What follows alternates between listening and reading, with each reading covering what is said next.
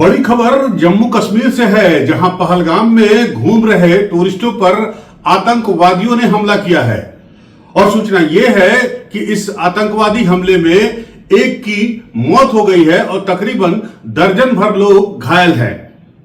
आपको बता दें, इसके पहले जो आतंकवादी घटनाएं हुई हैं हमलों की, वो जम्मू में हुई थी, लेकिन यह पहली बार ऐसा हो रहा है कि श्रीनगर के टूरिस्ट प्लेस पर, खासकर पहलगाम जो सबसे महत्वपूर्ण टूरिस्ट प्लेसेस में से एक है, वहां पर आतंकवादियों का हमला हुआ है और इस हमले में तकरीबन एक के मारे जाने की खबर है और 1 दर्जन लोग घायल हैं।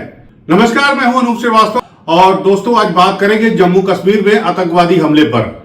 जम्मू कश्मीर में ये आतंकवादी हमला, अगर हम श्रीनगर की बात करें, घाटी की बात करें, तो लंबे समय के बाद हुआ है। इसके पहले जो अमरनाथ की यात्रा थी उस पर हमला हुआ था तीर्थयात्रियों पर, लेकिन पहलगाम में आज जो हमला हुआ है इसमें उन तीर्थयात्रियों पर, उन टूरिस्टों पर हमला किया गया है जो वहां घुड़सवारी कर रहे थे, निहत्थे थे, और उन पर बताया जा रहा है कि 3 आतंकवादी आए और उन्होंने वहां पर गोलियों की बौछार की।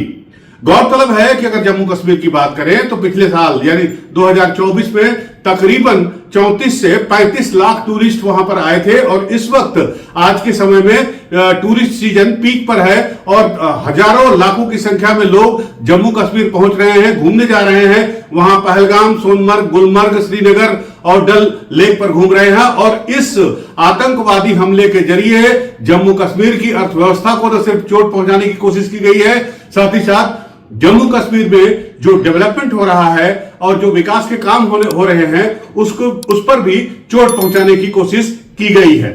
तो अमित शाह ने एक हाई लेवल इंक्वायरी मीटिंग बुलाई है जिसमें तमाम आला अधिकारी मौजूद रहेंगे। लेकिन आपको बता दें कि अमित शाह ने 7 और 8 अप्रैल को जम्मू कश्मीर का दौरा भी किया था और जम्मू कश्मीर में कानून व्यवस्था के इंतजाम को लेकर उन्होंने उसकी तारीफ भी की थी।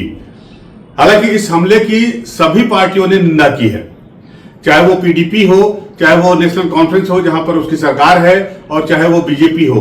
सबका यही कहना है कि ये एक कायराना हमला है। लेकिन सवाल इस बात का है कि आखिर इस हमले के पीछे कौन है, कौन लोग जो हैं वो जम्मू कश्मीर की शांति को भंग करना चाहते हैं। आपको ज्ञात होगा कि अब से कुछ दिनों के बाद जो है प्रधानमंत्री नरेंद्र मोदी कटरा से श्रीनगर तक की रेल यात्रा की शुरुआत भी करने वाले हैं। जी हां, कटरा से श्रीनगर तक वंदे भारत की जो ट्रेन है वो भी जाएगी, यानी रेल सेवा बहाल हो जाएगी जम्मू के कटरा से और कश्मीर के श्रीनगर से, और इससे टूरिज्म को और बढ़ावा मिलेगा। लेकिन संभवतः शायद हमारे पड़ोसी देश को ये रास नहीं आ रहा है और यही वजह है कि बढ़ते हुए टूरिज्म को देखकर, श्रीनगर के जम्मू के विकास को देखकर ये कायराना हमला किया गया है।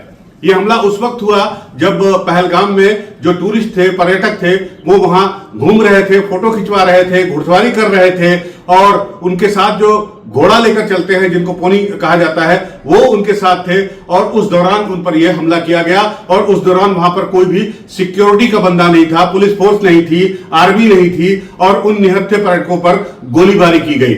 निश्चित रूप से ये एक कायराना हमला है और निश्चित रूप से ये कोशिश की गई है कि जम्मू कश्मीर में जिस तरह से पर्यटकों की आमद हो रही है उस पर लगाम लगाई जाए। आपको ये भी बता दें कि जम्मू कश्मीर का जो ट्यूलिप गार्डन है, पिछले 1 महीने के दौरान तकरीबन वहां 7.5 लाख टूरिस्ट आए हैं, जो कि एक रिकॉर्ड है।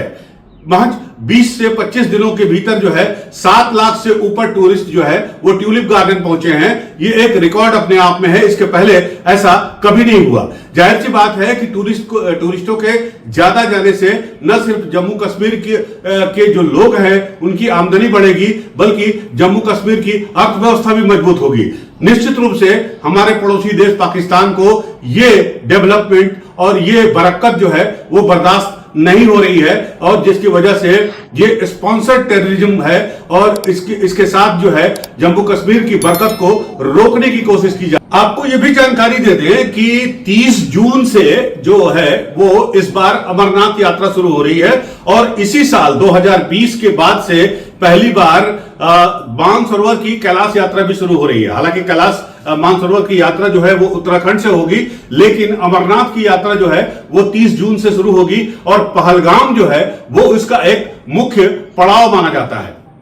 तो जाहिर सी बात है कि आतंकवादियों के निशाने पर न सिर्फ जम्मू कश्मीर का जो टूरिज्म है, टूरिज्म बिजनेस है, बल्कि साथ ही साथ आने वाला जो अमरनाथ की यात्रा है, धार्मिक यात्रा है, तीर्थ यात्रा है, इस पर भी निशाना लगाया गया है और लोगों को जो है डराने की कोशिश की गई है।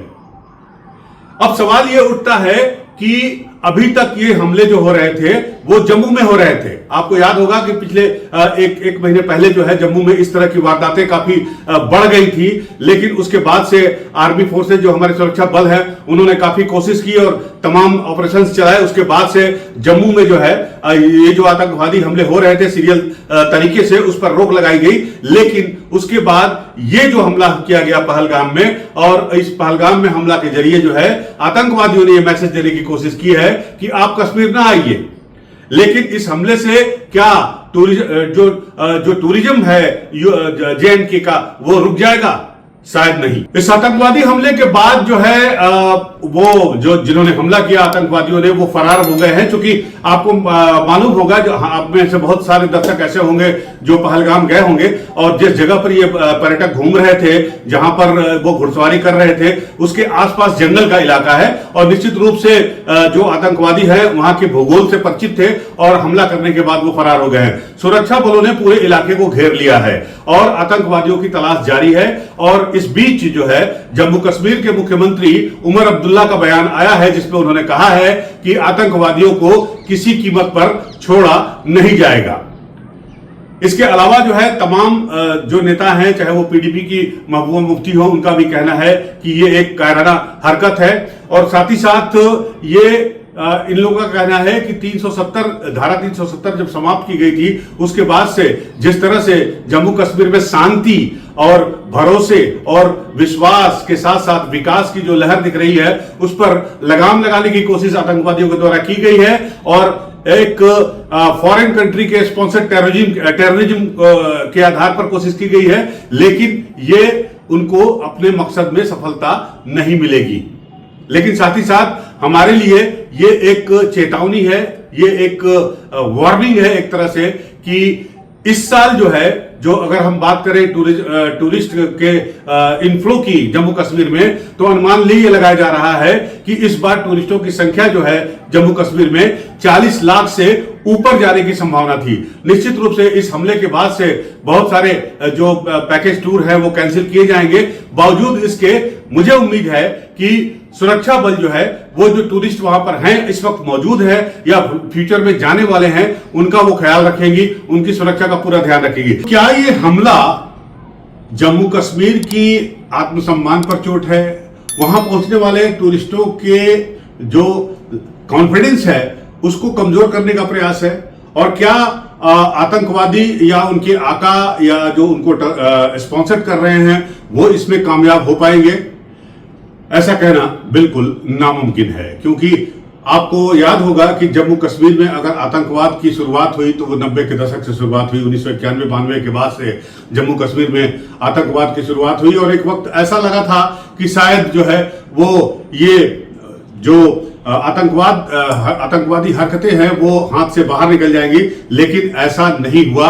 और आज भी जो है इन तमाम हमलों के बावजूद, पिछले करीब 30-35 सालों से चल रहे आतंकवादी हमलों के बावजूद, आतंकवादी घटनाओं के बावजूद जो है न तो जम्मू में टूरिस्टों का जाना कम हुआ है, न ही फिर श्रीनगर में टूरिस्टों का जाना कम हुआ है। और अगर पिछले साल 35 लाख टूरिस्ट श्रीनगर पहुंचे हैं तो निश्चित रूप से इस बार भी उनकी संख्या 35 से 40 लाख के बीच होगी। और इस तरह की छोटी मोटी घटनाएं या इस तरह की जो कायराना हरकतें हैं आतंकवादियों की या स्पॉन्सर्ड